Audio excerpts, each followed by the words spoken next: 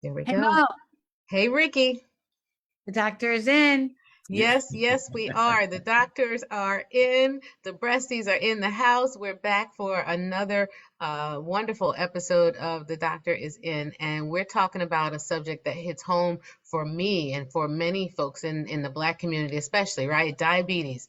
My Yeah. father, my grandmother, my great grandmother, like, we get it honest, the sugar, but the connection between that and cancer, right? The connection Yeah. between that and wellness. Like we got to talk about all this stuff. Val, I'm so glad to see you. I felt. James, it's great to see you again. Dr. Shanahan, let's talk about it.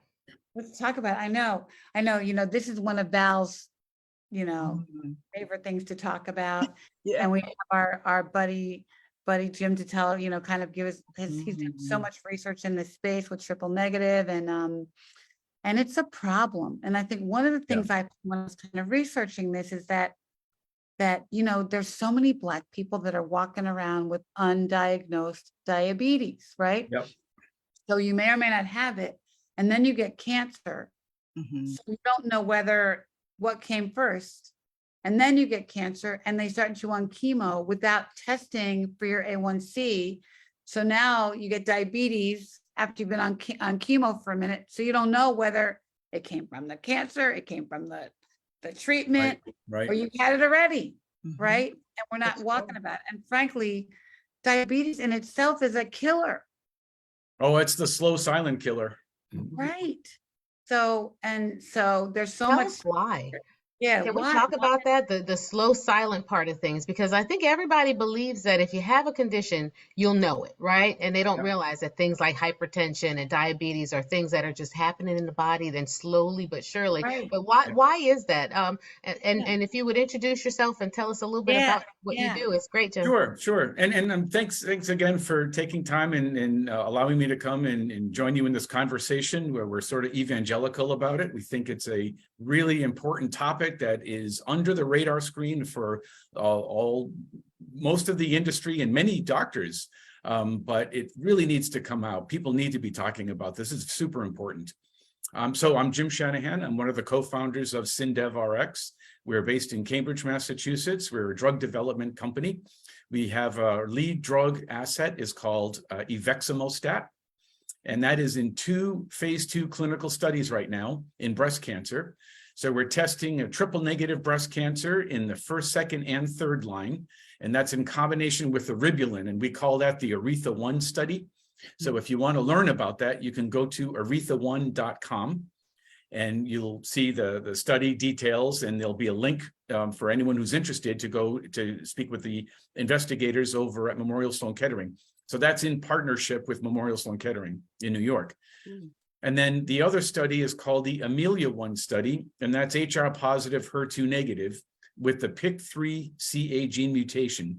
So that's a gene mutation that is pretty common. It's about 30–40% of HR positive breast cancers have that mutation. And that is interesting to us for a reason to get into in a second. But for both populations, both clinical studies, we're looking specifically at women that have a background of insulin resistance or these metabolic issues, these metabolic complications, because our drug has this really interesting anti-tumor effect, but it also has this anti-metabolic effect. And what our research is really showing, we think quite plainly, is the metabolic condition is contributing to the tumor growth and metastases. And Okay, so you're using a lot of big words. I was just Okay, gonna sorry say, about that, right? let's unpack that. Go Yeah. back. back it No. up and start again, Yeah, okay? back it up. Talk to me like I'm a 5-year-old. Like metabolic what? Yeah, so metabolic is just how your body processes stuff. So it's the rate at which your body processes. So your metabolism, how quickly, do you gain Okay. weight, do you lose weight? That's all metabolism stuff. And That.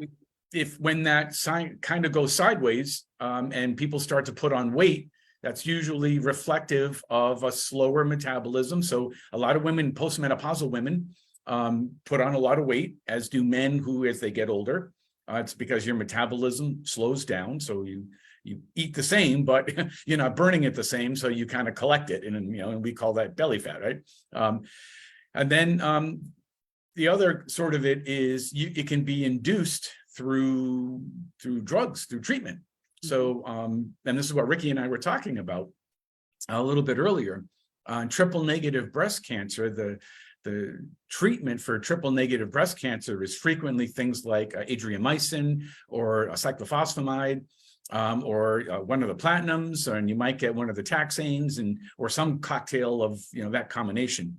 But what the researchers have shown, and this is a really interesting study, is they measured women's metabolic health. So they looked at their lipids and their blood sugar and their cardiovascular health and their waist circumference and all of these metabolic markers. And then the women went on treatment with these chemos in different combinations. And then 12 weeks later, they went back and measured those very same metabolic markers. And every single one of them was worse. Every single one of them. And for the women that have if you've already got a background of some metabolic issues, maybe you're pre-diabetic, we'll talk about that in a second, it's just worse. It's just worse. And of course, the tumors love this because tumors need stuff to grow, right? So these are growing faster. This is tissue that's growing. And so it needs stuff. It needs input. So it needs lipids in order to grow. What's so a lipid? Lipid? Yeah, fat. It needs fat in order to grow. It needs sugar. So it can take that sugar molecule in your blood and it can break it down and reassemble it into tissue that it uses to grow. So all of these things are just making the cancer more difficult to treat. It's making it more aggressive. It's helping it. It's enabling it to grow. So let me pause there. Yeah. Val, chime in and sort of decode some of this for us and help. What did you know about all this too? Like, I know we know a little about diabetes, and maybe as a nurse, you know a lot about diabetes, but what about this diabetes cancer connection? Well, so I kind of fell into this. So I was seeing an endocrinologist for a thyroid problem, but then when she looked at all of my results, and my primary doctor wasn't really managing my diabetes really well. And so she asked me if she could manage my diabetes. And I said, well, of course. And so we got to talking, and I began to read more about this metabolic syndrome. But then the other thing that I was reading was all of these different cancer pathways, like mTOR for one. And I know that's pretty prevalent in triple negative disease. And so I started doing this research, and then I started talking to her, and I was saying to her, did you know glucose feeds some of this stuff? And then she turns around and looks at me really surprisingly, and she said, well, did you know that some of the chemo that you took probably fed some of this? And I said, you are kidding me. And she says, I've decided now just to focus on all cancer patients and do the work to try to educate oncologists because they didn't have a clue. And so she has a really good paper out about the list of chemotherapy agents that could really be helping on one hand, but not really helping on the other. We just didn't know. And so in addition to like knowing what your hemoglobin A1C, you need to know your history. You need to think about your diet. I mean, because for a lot of us that took chemo, we all gained weight and we didn't know like why and what was going on or any of those kinds of things. We just didn't know at all. So Val, did you have, you got diabetes after breast cancer? After breast cancer. But I haven't found my mother and my grandmother. So I don't know if it was like the family history or was it. Well, you could have been predisposed to get it because of your family history and the treatment just pushed you over the edge. Yeah. And so but if you're not having these conversations with your doctor, somebody, your endocrinologist, which I think most cancer survivors don't sit down and cross your leg and say, hey doc, this is what's going on with me and explain this to me. And so you really have to have that earnest conversation, with your oncologist or with your endocrinologist to even get a layer of understanding about this. Well, You know, I also though, if you don't know, so if diabetes is silent, you're taking all these chemo drugs and all this breast cancer drugs and the steroids and everything, and you're feeling all the side effects of that stuff. How would you even know you have diabetes unless you get a blood test, right? Or unless and that's somebody, exactly right. Yeah, unless you have just like a few symptoms, but I was feeling tired, so I thought I had sleep apnea. Diabetes never crossed my mind, but I knew something wasn't right. And that was so, after you finished treatment. That wasn't oh like. yeah, that was like 5 years or more after treatment. That was a Okay. Oh, long. wow. Wow. Yeah. The other thing is, one, when you're faced with cancer, you're not thinking about diabetes or anything else, No, right? And then to add that no. into the mix is another layer of complexity, another doctor to see, another copay, another appointment, another wait. You mean I have to, and not only that, people who are diabetic, many of them are managed by primary care also, and not necessarily an endocrinologist who is Right. as well versed in Right. the treatment of hormonal dysfunction, Right. right? Because the PCP managing your blood sugars and your metformin is a lot different than now you have cancer and you have drugs that are causing your blood sugars to spike and that are causing inflammatory pathways and other stuff. That's a whole Right. different level. And I don't know that we see a lot of oncoendocrinology. I just made that up. It probably is a thing, right? But like oncoendocrinology is a That's thing, the thing. It is a endocrine thing. oncology, right? Like that's Oh, I love that. But to your point, Dr. Mo, you go back to your primary doctor, and maybe they don't even have a report of what medicines you took. right. And it would be awfully nice, at least they would know that you took these things. But there seems like to be a lack of communication sometimes between the oncologist and your primary doctor, and so they're fighting this invisible whatever, and trying to help you when there's already some things that are set up for them not to do so well because they don't have all of your history. Or they assume that it's going to be reversible once your treatment is over. I Yes. can't tell you the number of times that Oh, I've wow. heard that Oh, too. wow. That, okay, Yeah. once you're off these steroids, once you're past this and into survivorship, those things will fade away. And that is not necessarily the case. But we got a question in the chat. So let's go back to the basics here for people. Like I asked a question, do you know what the metabolic syndrome is? Right? Let's just start there. Do people even know what that is? And can we define that for people? Because I want to walk folks through what to ask their doctors as they're thinking about, could this be me? And how might diabetes influence, my cancer journey? And what do I talk about with doctors? Yeah, so metabolic syndrome is just this catch-all that describes a bunch of different metabolic related issues. So it talks about insulin resistance, your blood glucose, your lipids, so your HDL, Okay, LDL, go back. Insulin's. insulin resistance, right? Yeah, So, what the hell is that? it's when your body stops responding to insulin and your pancreas is pumping it out in order to get the glucose in your blood to move from your blood into your liver or into your muscles or into your brain or into your tumor. But there's sugar flowing through your blood, and it is what your cells use as the primary source of energy. And in order to go from the blood into the cell, it needs insulin. Insulin is like sort of opens the door and allows the glucose to go in. Okay. Well, you become resistant. One of the analogies is sort of if you have husbands or partners or something, and they're barking at you, and you're kind of like not paying attention, and so they kind of ratchet up the volume a little bit, right? And you're not paying attention. Well, that's sort of what your cells. When you become insulin resistant, your cells aren't listening to insulin, and so the glucose starts building up in your blood, and it takes more and more and more insulin in order to move it from the blood into the cell, open the door, and let it in. Problem is, insulin is a growth hormone.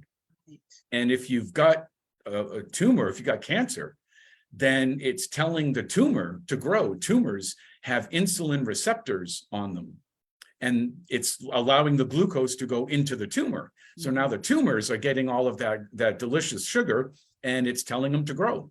Wow. Thank you So- for that. That helped a lot. Yeah, and nobody measures insulin. So you're probably your endocrinologist has measured your insulin, but you're one of the few. It is something that is just not measured, and it's probably we think it's for a cancer patient, it's probably the single most important parameter. So, you know, they do the complete blood count and they look at all your platelets and all that stuff. Okay, very important. But with cancer, this is a growth hormone that is floating around your blood morning, noon, and night, and people don't know it.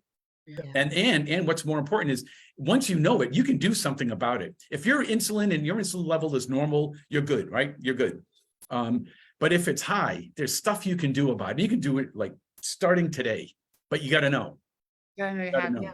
And it's pro-inflammatory too, right? When you're insulin resistant, right? And when you're diabetic, that level of inflammation and hormonal dysregulation really does make the body go haywire in so many ways. And it's, you know, why, but it's why it also makes sense when you talk about what can you do to reduce your risk of recurrence. It has a lot to do with reducing your risk for chronic illness and things like diabetes, right? Yeah, it goes Because hand in those hand. same things are going wrong in the body, and those loops are feeding each other, and it's causing more inflammation, it's causing more growth hormones, and causing more signals that makes cancer grow. It's a really vicious cycle that I think people don't really understand, because they're like, well, what does the diabetes have to do with, you know, with cancer? A lot. Yeah. Yummy food. That's why. Right. They Right? call it a You know- nasty little garden, right? It's like Yeah. fertilizer. That's It right. is. Yeah, absolutely. Yeah. And years ago, we would ask our oncologist, you know, does sugar have anything to do with this? You know, we heard sugar, you know, feeds cancer, and they would say, oh, no, it doesn't have anything to do with it. Now, you know, and they're singing a different song. Oh yeah. Well, for those who know, but I mean, Yeah, for those that know, absolutely right. yeah, and this is where it becomes really important for the patients to take charge, because so many oncologists don't know. They don't And know. they need to. And so the patients have to go in and ask, measure my insulin, measure my A1C. I need to know, because I need a baseline. And if it starts going haywire, I'm going to have to do something about it. I'm going to have to start either changing my diet, or there's simple things you can do, like cutting down carbs. That'll help a lot. You can do what's called the intermittent fasting, meaning you can, you know, not eat for 12 hours, right? So from dinner, after dinner, count 12 hours and don't eat anything before you drink all the water you want, but don't eat anything for 12 hours, right? So half of that time you'll be in bed, so it doesn't matter. Right. But you know, if you do that, it allows your insulin levels to start to go back to normal. It gives your body a break, is what it does. Yeah. But here we go again. The patients have to ask the doctors, right? It's always our job to do all the work here. But the thing is, patients are afraid to ask their doctors. Well, we don't know because anything. I don't know what to say. Right. I had one patient that asked their doctors about intermittent fasting, and they were like, no, don't do that. That's bad. And so what are they to do if they don't know, and really that oncologist didn't know? And that just puts them in a bad position. I mean, you get the nerve as a patient, you get the courage to ask the question, only to kind of get your head bitten off because they had not heard of that, which I'll jump in. Let me jump in and say, and not in defense of the medical community, but things like intermittent fasting, I don't think we knew 10 years ago really that was an approach. And so there's a lot of research that's being studied about things like that, and that it can actually help decrease side effects of chemotherapy, decrease vomiting. So as we're learning things, I think we try to incorporate it, but I'll push back on the fact that we all kind of know what we should be eating. We know how to preventive maintenance, right? Like that part of it is everybody's responsibility. It is. And what happens is by the time cancer happens, you know, we already weren't eating that great to begin with. We already maybe had some issues, and it compounds everything. And it's completely overwhelming as a patient, right? To find out not only you have cancer, but you might also have insulin resistance, and then you have this. And what about your heart? Now you get an echo, and it snowballs. It's so much. Right. And why can't chocolate cake be a food group, right? Why can't? Right. For some people it is.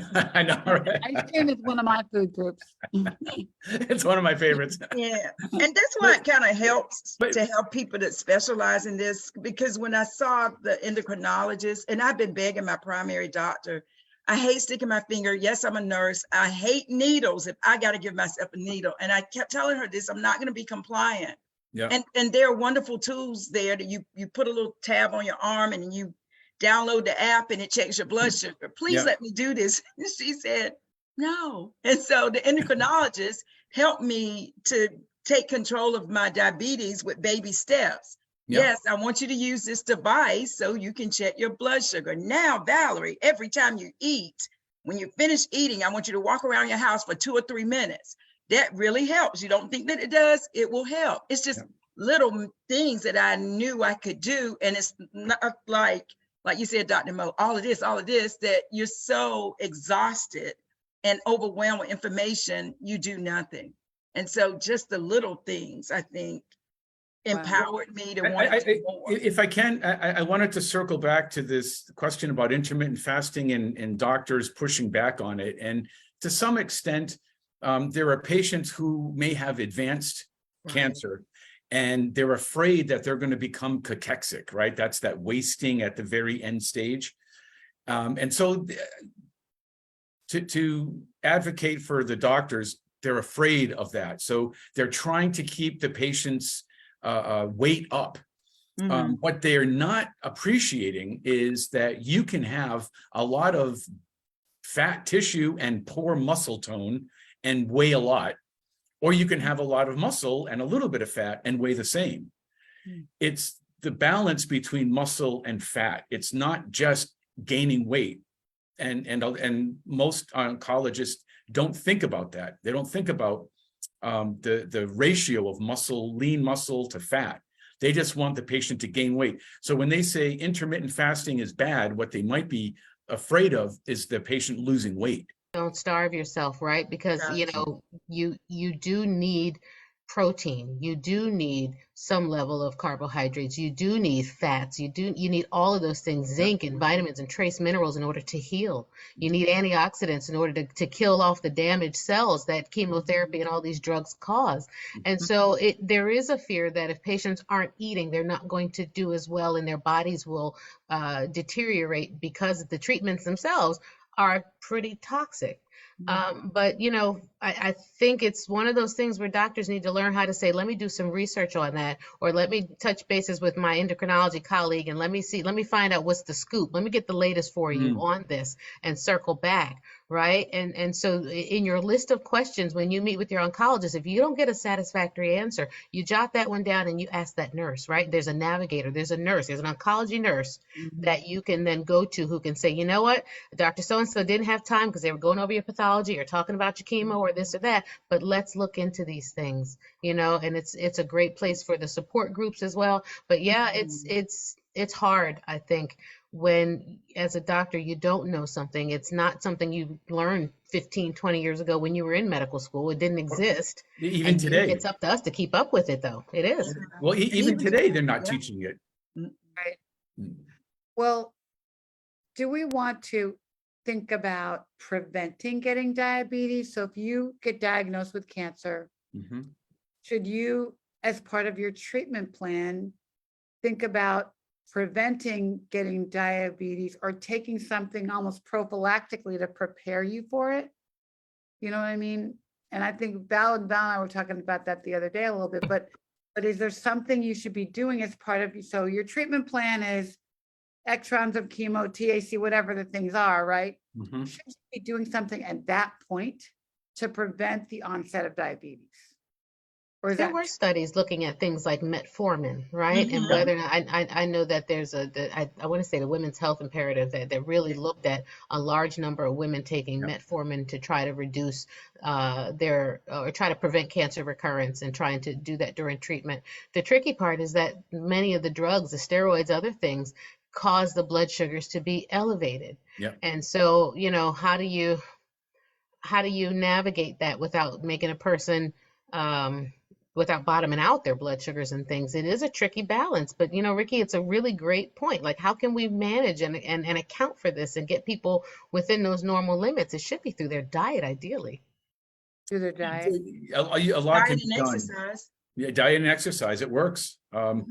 It's just, who wants to hear that? Right? You're undergoing treatment.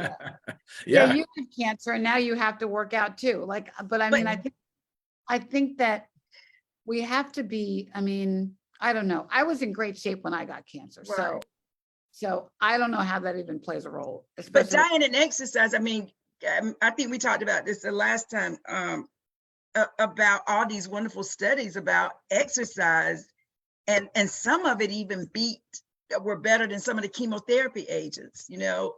Yeah, for It's early really stage, stuff. if Early it gets stage, you're right. if it gets too far down the road, then you not. need intervention. It's Right. um, But but there's some good data out there yeah, about. so there's a researcher named Lee Jones, and there's another one named Katie Schmidt. Yep. So Katie's over at Penn State, I think.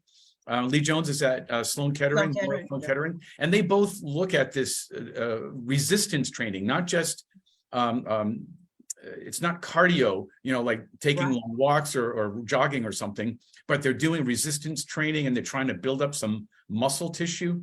And again, it goes back to this balance between the amount of fat and the amount of muscle. And if you can build up some muscle, it'll act as a sponge for that glucose. It'll suck up that glucose. So that's going to help. And it's also going to help you sleep better. And it's going to help with so many aspects of your overall health. Yeah, there is good data starting to emerge about how exercise can help during treatment, not just afterwards. Right. You know, even though you may not feel up for it, taking that walk, right? Walking to that mailbox and back, you know, going around the block, things like that can help. And my patients who walk during their chemo, I found had the least amount of symptoms and side effects. Yeah. And it's hard when you already don't feel well, right? Your bones ache and you're tired and you're nauseous and whatever, but something about getting out and that circulation, the benefit of exercise, even in small amounts, is very helpful during the side effect management part of it. Whether or not it improves outcomes, I think we'll still see, but it can help people feel better, believe it or not. Right. Well, it also the lymph nodes. So the nodes are where your white blood cells are processed in anything to do with your immune system really comes out of your lymph nodes. And lymph nodes, so the way that I always think about it is your blood vessel is like the faucet and the lymph nodes is the drain. So you got the stuff comes in, but then it's got to come out, right? And it's got to get reprocessed. And that's the lymph nodes. And that's why they check your lymph nodes, because a tumor will shed cells and it'll go into the drain, and that's the lymph nodes. And that's where they get caught. And that's why they test the lymph nodes to see if there's metastases, because tumor cells are getting caught up in your lymph.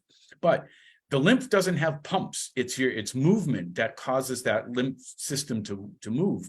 And so it makes sense. If people are moving and walking and getting some exercise, then they're moving that lymph, and it's cleaning out. It's allowing the debris around the tumor to get cleared out. Anti-inflammatory, you're right. Yeah. You know, Ricky, those dance parties, right? For a reason, not just for your spirit, not just for your mood, right? But actually for your body as well. The physiology of our bodies responds to movement.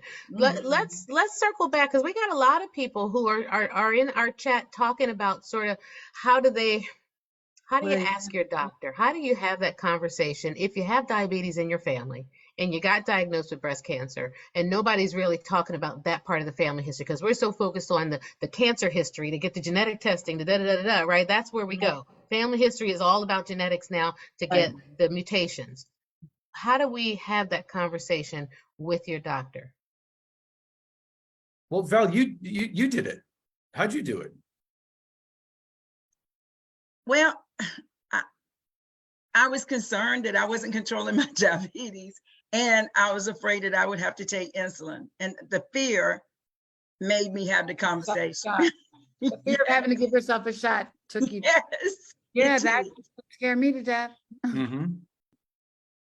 And so I had it in earnest. And then I knew a little bit, you know, I had read just enough to be dangerous. And I think when doctors know that you're engaged and you've done a little bit of work, then they help you fill in all the missing places, parts, you know. And so I would say at least know a little bit and say, hey, I'm concerned about getting diabetes, either while I'm going through this chemotherapy or after. And can you help me with some strategies to prevent that? And by the way, is it a way that you can, like, if you're starting, is there a way you can check my hemoglobin A1C before we get started? And then maybe 2 or 3 months It's so After that, important. Right. And it's a Hit it on the standard head. test, isn't it? I mean, it's standard on pretty much all panels. They don't order it though. No, they don't You order have to order it. It's a fasting one. It's right. that 3-month snapshot. And somebody in our Facebook chat actually was talking about that. Their oncologist said it's not standard part of their Right, labs. it's And I said, well, not. then you need to talk to your PCP because that's a lab that your primary care Yeah. doctor can and should order at Yeah. the onset. Because if you order it during treatment, chances are it's probably going to be high from all the drugs and the steroids Right. and Right, everything. right. So it might not be accurate. But if you can get a baseline one and see where you are, Exactly. that would Absolutely. be a really helpful Yeah. value. And that's Yeah. what my endocrinologist said, that she was stressing to all of the cancer types to check this hemoglobin A1C before you start your treatment. We need Absolutely. to add that to our list of questions you ask your doctor when you first get diagnosed. What's my A1C? Absolutely. Put that That's on the list. great. That on the list, like, what's my A1C? Have you checked it, right? At least you know then that Right. you do not have diabetes already. Hello, Yeah. percent undiagnosed, and then you can prepare for a potential elevation based on the drugs the chemo you're taking. But at Yeah, least just already start you on metformin Yeah. is one of the things Yeah. that they do. And So that's a good question too, Ricky, on the list. Is diabetes a potential side effect of this? And if so, what do we do about it? How do we watch for it? Right? Yeah, what are the Right. signs and symptoms, because people don't know. being aware of it, and maybe even, clearly when you have chemo, your diet changes anyway because you lose your appetite, you lose your taste buds and stuff. But maybe that's another thing to think about as you start to change what you eat because you're sick with cancer. You know what I mean? Like I just stopped eating, which is not good. But I mean, maybe, maybe you shouldn't substitute the not eating like I did with ice cream. Maybe you should eat some broccoli. You know what I mean? Like, Oh, for Or- sure. or- yeah, or if ice cream is the only thing you can, then put some peanut butter in it or something, some protein that'll slow down your blood sugar rise. True. Just Yep. something. Yeah. It's I tell my patients it's better to get your sugars through fruits, right? So if you're Yeah. gonna have something sweet, then make it a smoothie. Give me some blueberries, That's right. blackberries, raspberries, strawberries, Mhm. cherries, right? Right. Like put that stuff and then hide a handful of spinach in there that you can't see and can't taste Right. it. yeah. Right? Some peanut butter, Getting that your- would slow that thing down. That's it. Get it through Blood your sugar doesn't food. rise as fast.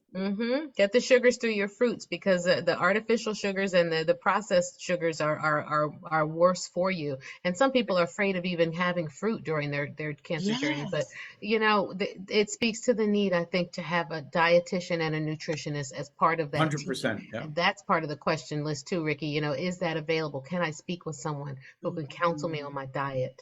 Yeah. You know? Yep. And because I was told don't eat anything raw. Right, that's So what some people I'm are a- told. Yeah, don't eat anything Yes. raw because the bacteria on the fruit could, affect my immune, give Well, me a so virus. there's something that I did I saw some YouTube thing and someone said if you put a bowl of water and you put some hydrogen peroxide, right? It costs $1.10 for a giant bottle. Put some hydrogen peroxide, not even a lot. Put it in the water, mix it up, and then rinse your fruit in it. It will kill fungus and it will kill some bacteria on the surface of the fruit. And so I started doing this years ago when I buy strawberries. So if you don't eat strawberries in 3 days, right, they turn moldy. Uh-huh. But if I do this, I can have them a week and they still don't mold. Get out of And it's here. just a simple rinse Wow. I- So I- just put a little yeah. hydrogen peroxide in the water, rinse them, and then I rinse them out a couple of times with just plain water after that, and then throw them in the fridge and eat them. Completely changes it. So for anyone who's concerned about that with vegetables or fruits, it'll help. But Dr. Mo, your point about eating the fruit, the whole fruit is so important, and not fruit juice. So if anyone's paying attention, please, no fruit juice. It's nothing but sugar. Whole fruit has the fiber, and the fiber slows down the absorption of the sugar. Yeah, Yeah. So important. it is. I love that you brought that up, Jim, because, people are very, there's lots of philosophies about juicing, about cold press, about all these things. But, when you eat that celery, when you eat that kale, when you eat that berry, it's the benefits of it are greater, you know, for even the gut health. And, you know, we've been hearing a lot about this term, the gut microbiome, right? Mhm. Yep, What's the intestines doing and how does that impact your cancer? I was thinking it would come later in the conversation, but Ozempic has entered the chat. yeah. Can we talk a little bit? And you may not know the answers because it's still an evolving subject, and I don't know if I know the answers. But what do you think the impact of all of these weight loss injections and Ozempics and things are going to be? Can we predict and or can we just talk about how they work maybe a little bit? So they're GLP-1s and GIP-1. So what they do is in the presence of glucose, they stimulate the pancreas to make a little bit more insulin. And by doing it, it clears the glucose faster and it allows, and patients lose weight. So one of my family members has been on it and she's lost about 20 pounds in a couple months. So it's, you know, it's terrific. The concern that we have, because again, we think about insulin and we think about insulin being a growth hormone, and anything that's stimulating insulin production in your body when you have a tumor may not be a good thing. We don't know. And we're a little bit nervous about that. We're kind of afraid that having these insulin stimulating drugs at the same time you have cancer could stimulate the cancer. We because of the insulin. This is really scary. We Boy. don't know. We just don't Why know. you shaking your head? I see you. You're like this. Mhm. But from a weight loss perspective, they're fantastic, right? They really work. They do work. And I'm not on Ozempic, but I can't think of the one that I'm on. I hate it so much because I hate giving Mounjaro, myself is that the other one? That's Eli Lilly's drug. Wegovy? Trulicity. Trulicity. Oh, Yeah. Trulicity. Oh, yeah. That's Why do you hate it? Why do you hate it? Because I Sanofi. hate giving myself a shot. I'm non-compliant. Yeah. I just hate, I mean, I do, but I know that I need it. I think. This But is the nurse talking. I just think that there's got to be another way. And now, you know, I have friends that are on Olympic because they have diabetes, but they can't get it because everybody else is wanting it for weight Vanity. loss. Yes, vanity. Well, you're right. Yeah. For Right, vanity. so it's crazy. It's crazy. Yeah. Um, So it's difficult now. I but mean, they're people are very trying to effective. These are very manage. effective drugs. These are very Yeah. effective. So for your The friends drugs that are have, for diabetes, right? But people are Yeah. taking them to lose weight. yeah. Yeah. Wow. A lot of abuse of the drug and Right. off-label use. And Yep. I think we're going to see in time what happens to people. I know that there's a label warning that if you have a pancreatic history of pancreatic tumors, a family history of anything pancreatic, that in particular can exacerbate pancreatic tumors. So you really do need to check with your doctor and, you know, check that blood work and make sure that nothing's going on, because you can't just assume, oh, I'm healthy, I don't have any, you know, anything going on. But it speaks to the need to really communicate with your primary doctor about these things, because, Yep. you know, everybody wants a quick, you know, magic bullet for weight loss, but we don't know what the effects are going to be 10, 15, 20 years out on Right. this. To help you do not want pancreatic cancer, for God's sake. No, you do not. Yeah. No. And just thinking about Oh my gosh. clinical trials, I was on a medicine before Farxiga, before I started the injections called Farxiga, and it's it's an oral medicine. Yeah, that's the SGLT2 inhibitor. Those are terrific. Did that work for you? I mean, it was. Oh, it didn't? Oh, no. What For happened? diabetes, You yeah, for know, diabetes, you It took caused that? me my cataracts to like grow in 3 to 4 months, and I had to have Wow. cataract surgery. So I Mhm. thought my vision was changing, but my ophthalmologist said to me, "Well, we don't have any. There's nothing that there's side effects. You know, that you have visual changes." I said, "Well, how many African Americans were on this clinical trial?" Which he didn't answer. Right. And so for me, it made my vision worse. And so I talked Oh, to wow. another nurse that's on this, and she went to see her ophthalmologist, and lo and behold, they see a small cataract. She's African American. So, Wow. you know, so to your point, Ricky, which you've been, you know, saying this forever, had it been enough of us on this clinical trial, we would have known this doesn't work for Black people, for Black women at least. Wow. So, yeah. Are there trials on that conversation? Are there trials looking at diabetes and breast cancer, particularly like enrolling right now? Are there some open trials that you're aware of that are starting to address some of these questions and issues? I'm sorry, I was looking up Farxiga mechanism of action just to make sure I had it right. Sorry. Oh, sure. No, we can circle back to that. We'll get to the trials in a minute. Yeah. So the Farxiga, so it's called an SGLT2 inhibitor. So what it is in your kidneys, well, all right. So as humans evolved, sugar was really important because it was feast and famine, right? So you might go days and days and days without eating. So your body learned how to retain sugar. And the way that it does it is as it goes into your kidneys have an enzyme that when it sees sugar, it pulls it aside and it recycles it and it puts it back. Wow. So it's called a reuptake, right? So it takes it back up into the blood, and so you keep your sugar. This drug from that class, that Farxiga class, these SGLT2s, what they do is they inhibit that enzyme, so you pee out the glucose and you get rid of it. And they're really good. It's very effective. They're very effective drugs. Okay. But I did not know that. I did not It know didn't that. work. That's what they do. Didn't work to help. It affected your vision. Yeah. That's wow. Wow. That's And I'm That's still, why- fighting that's it why now. Yeah. We have to test these drugs on Black bodies. you know? absolutely, do. absolutely. So back to Dr. Mo, your question about the trials. You asked I'm her. wondering if people are watching and they're in cancer treatment or maybe even after, right? Let's say you're all done with things, but you're a diabetic. Are there any trials that are looking at this? And if not, what would you imagine a really good trial or a good question to ask would be? Like, how do Well, we engage these folks who have already been through their treatment but are interested in maybe being in a clinical trial now? Is there anything we can do or think about? I don't know of any for post-treatment, but our drug aveximostat, this is how new this is all, right? So Val, you are so far ahead of the curve.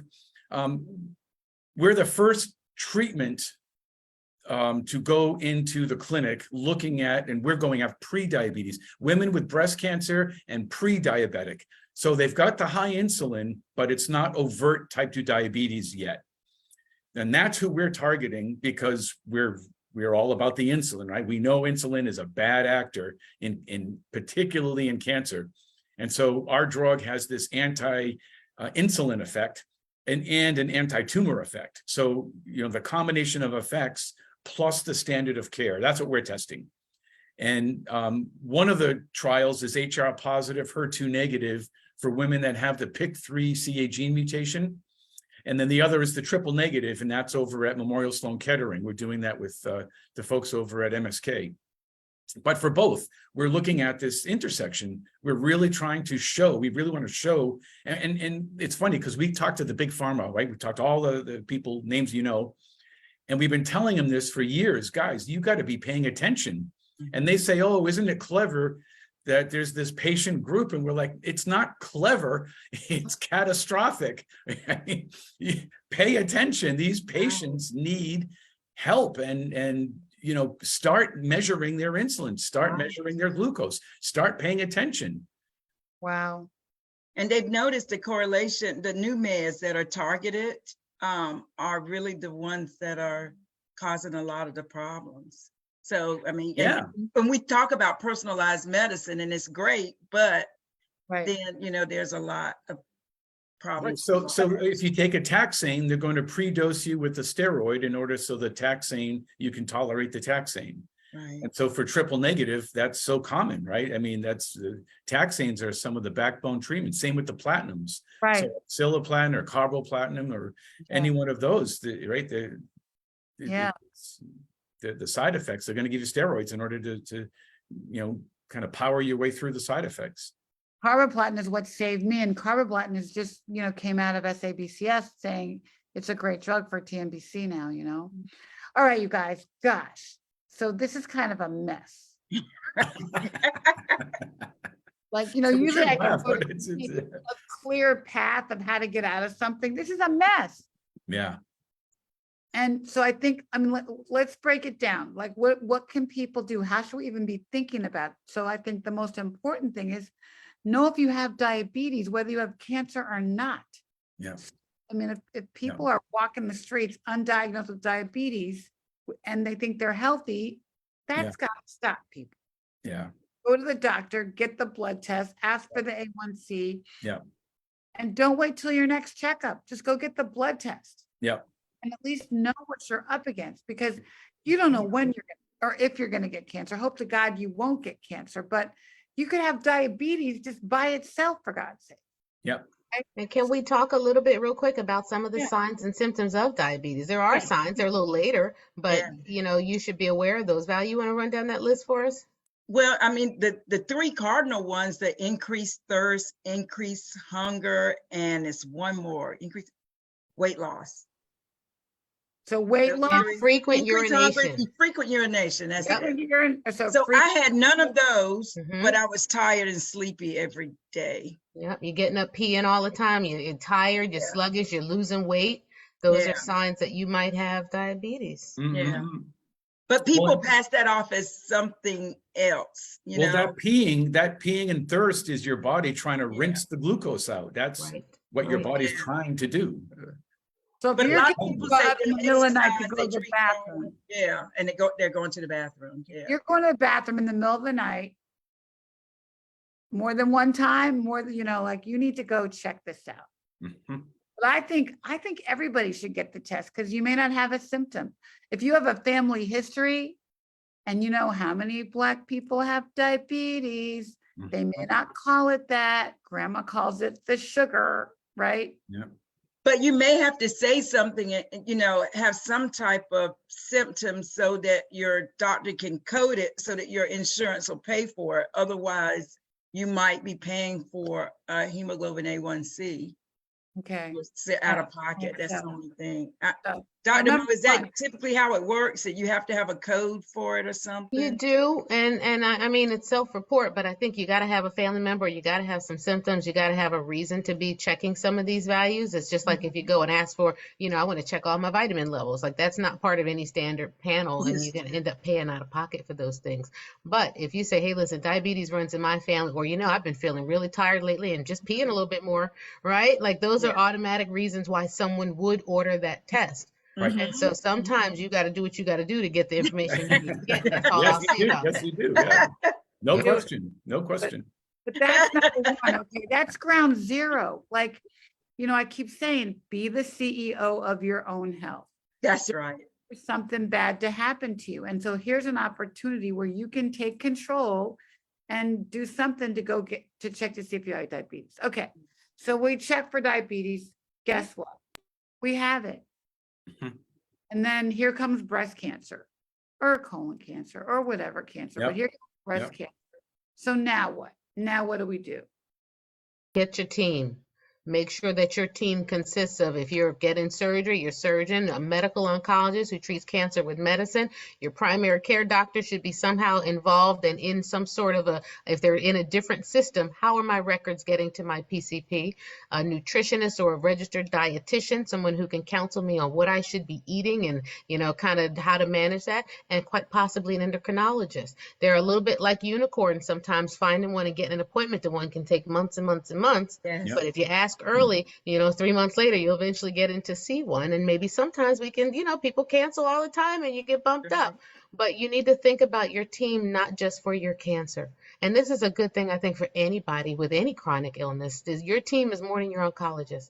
It is. It's more than your surgeon. It's more than your radiation doctor. There are more members of that team, and you got to make sure that you got your all-star lineup. Mhm. That's So- great advice. That's great advice. Great. And there You are gotta- some things you well, don't need a prescription for, to exercise and eat right. You don't need a doctor to write those things out for you. You can do And that. there are even programs that can provide produce. There's cooking demonstrations. There's all kinds of advocacy groups that are helping to fill in the gap for that sort of nutritional awareness and education too, because it's not an area that doctors really learn about. In my medical school now, we teach nutritional oncology, and we teach like cooking Oh, wow. classes for the docs, for the students, right? We're actually teaching them how to cook and what to tell patients, but it's not anything that we learned. And so many doctors will kind of look at you and give you that blank stare and just say, well, let me, the nurse will refer you to a nutritionist, but they can't counsel you on these things. So that's why you got to make sure that you ask for people who are experts in them. Hey, Ricky, can I give a shameless plug to Laura Yeah. Carfing's group? Well, yeah, So, yeah. so Laura Carfing started survivingbreastcancer.org, and they We love her. yeah, Love so her. they've got we partner with her too. She's terrific. Awesome. And they do a lot of educational stuff around nutrition and exercise. And so she's got information on her website, in addition to Ricky's and the Touch website. If you go there, you can get some additional information. And they do like group cooking things where they do, and sort of like help each other. So that's another place. We're gonna have her on, but she actually puts out an amazing e-blast every Monday morning.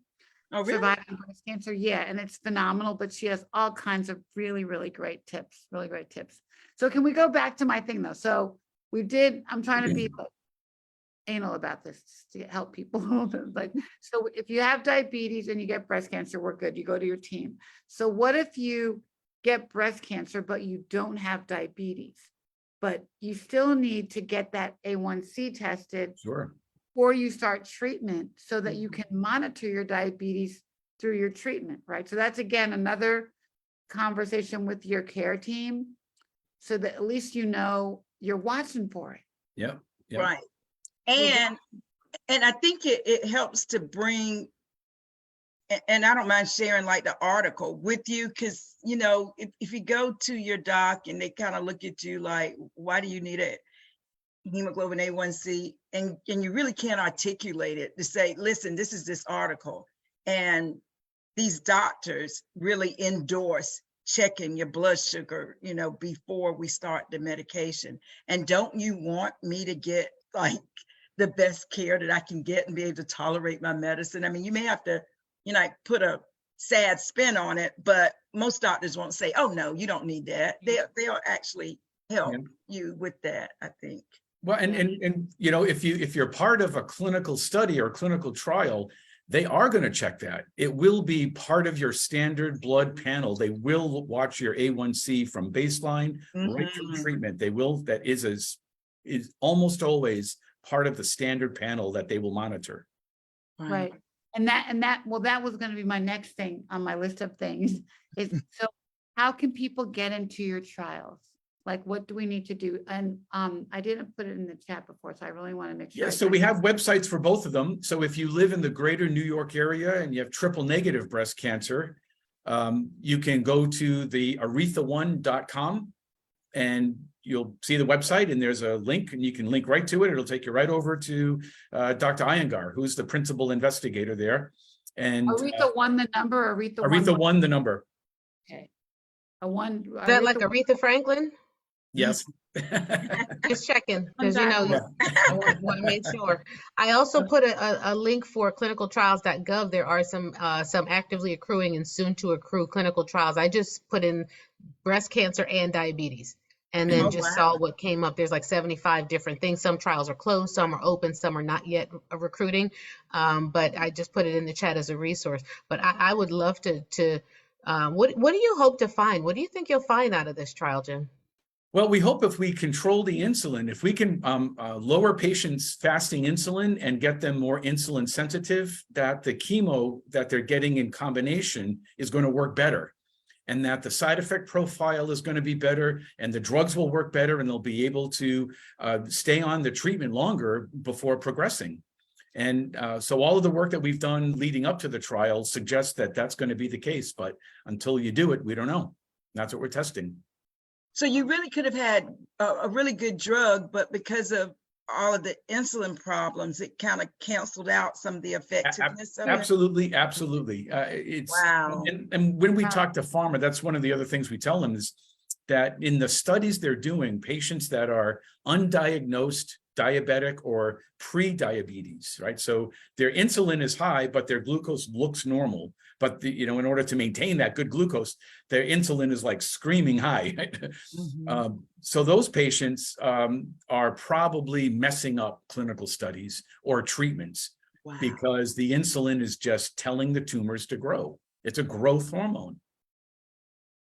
So That's things that what- could have worked because of this, Right. maybe it's not even approved. Gosh, that's frightening. That's Yep, really yep, scary. That's so scary. It is scary. What about the other trial, Jim? How do people find it? Yeah, so Amelia 1, AMELIA, Amelia This is 1, for her too, or what is it? or for- HR positive, HER2 negative.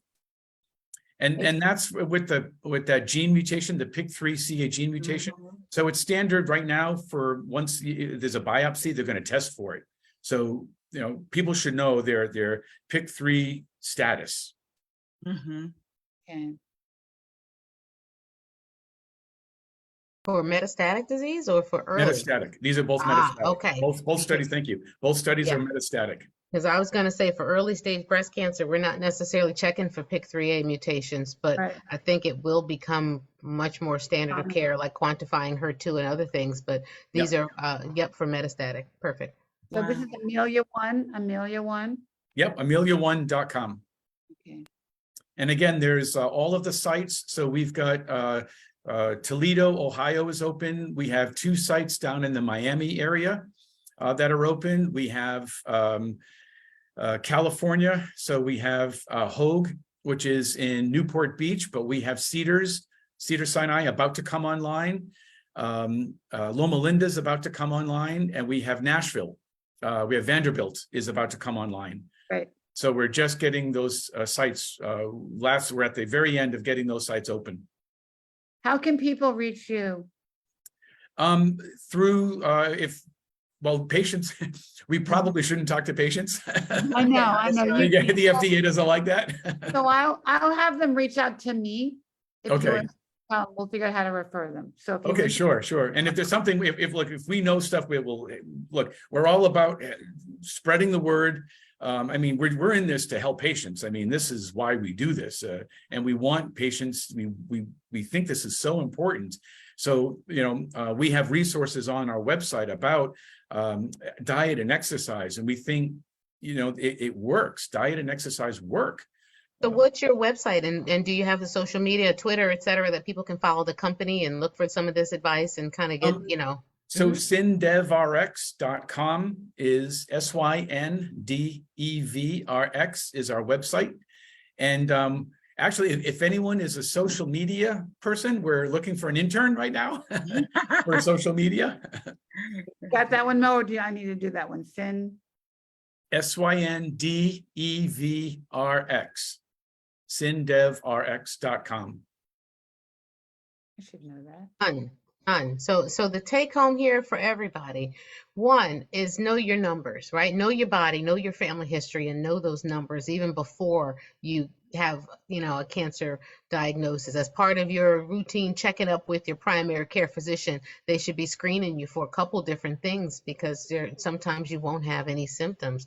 But we talked about the symptoms of that metabolic syndrome. We didn't talk much about PCOS, but we can get into that another time. I think we did a show on that.